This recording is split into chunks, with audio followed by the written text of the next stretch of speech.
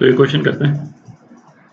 एक standing wave की equation दे रखी है, ठीक है, और पूछा है कि वो जो दो वेव्स मिल करके स्टैंडिंग वेव्स जो बनाई हैं, है ना, उनकी वेवलेंथ, फ्रीक्वेंसी, वेलोसिटी और एम्पलीट्यूड पूछा है। दो नोड्स के बीच में डिस्टेंस और वेलोसिटी पूछी है पार्टिकल की, है ना, किसी एक पर्टिकुलर एक्स के वैल्यू और टाइम पर। करते हैं इसको।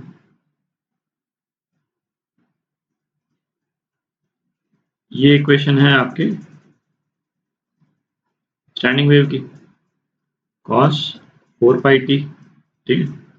अच्छा, स्टैंडिंग वेव की जो स्टैंडर्ड इक्वेशन है वो लिख लेते हैं। क्या होती थी? 2a sin kx cos omega T, ठीक है।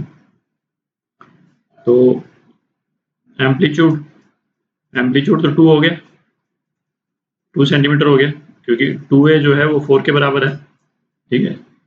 तो एम्पलीट्यूड ऑफ इंडिविजुअल वेव, है ना, दो वेव्स हैं तो इंडिविजुअल वेव 2 सेंटीमीटर हो गया, ठीक है। k की क्या वैल्यू है? π/3, और k क्या होता है? 2 pi by lambda is equal to π/3, ठीक है। तो वेवलेंथ कितनी हो गई इसकी? 6 सेंटीमीटर हो गई, ठीक है। ये तो k हो गया। फिर फ्रीक्वेंसी पूछिए। ओमेगा कितना दे रखा है? 4 पाई दे रखा है, ठीक है, ये 4 पाई। तो 2 π/t, ये 4 पाई। तो टाइम पीरियड कितना है वेव का? 0.5 सेकेंड्स। तो फ्रीक्वेंसी क्या हो गई वेव की? 1 अपॉन टाइम पीरियड, तो ये हो गई 2 हर्ट्ज हो गई, है ना, या 2 पर सेकेंड, ठीक है। तो वेलोसिटी क्या हो गई वेव की? वेव की वेलोसिटी हो गई लैम्डा इंटू फ्रीक्वेंसी, तो ये हो गई आपकी 12 सेंटीमीटर पर सेकेंड। ये जो इंडिविजुअल वेव्स हैं, है ना, उसकी वेलोसिटी है ये सब। जो भाई एक वेव इस तरफ जा रही और एक वेव इस तरफ जा रही, दोनों इंटरफेयर करके दोनों ने स्टैंडिंग वेव बनाई। तो ये इंडिविजुअल वेव्स की वेलोसिटी है 12 सेंटीमीटर पर सेकेंड। अच्छा, distance between adjacent nodes, B part, ठीक है। तो जैसे सपोज ये स्टैंडिंग वेव, ठीक है, तो दो नोड्स के बीच में डिस्टेंस कितना होता था? λ/2 होता था, ठीक है। तो इसको डेल्टा एक्स बोल देते हैं। तो डेल्टा एक्स जो है वो λ/2 है। तो डिस्टेंस बिटवीन एडजेसेंट नोड कितना हो गया? लैम्डा कितना है? 6 सेंटीमीटर। तो डेल्टा एक्स हो गया आपका 3 सेंटीमीटर हो गया, ठीक है। दो नोड्स के बीच में 3 सेंटीमीटर डिस्टेंस। ये फिर सी पार्ट करते हैं, इसको हटाते हैं।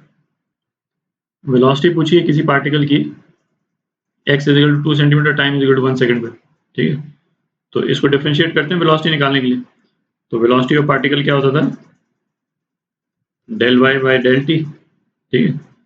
तो ये कितना हो जाएगा? -4 into 4 pi sine π/3 x sine 4 pi t, ठीक है। तो इसमें एक चीज देखें, ये टाइम इजिकल टू 1 सेकंड पे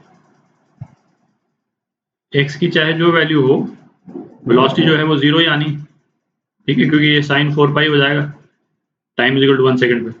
तो वेलोसिटी ऑफ पार्टिकल जो है वो 0 आ गई, 0 सेंटीमीटर पर सेकंड। तो इसका क्या मतलब निकला कि पहला तो ये कि पार्टिकल जो है वो एक्सट्रीम पॉइंट पे है, मतलब ये जो एक्सट्रीम पॉइंट है, पार्टिकल यहाँ पे है कहीं पे, मतलब यहाँ पे भी हो सकता है, कहीं पे भी हो सकता है, जो एक्सट्रीम पॉइंट पे।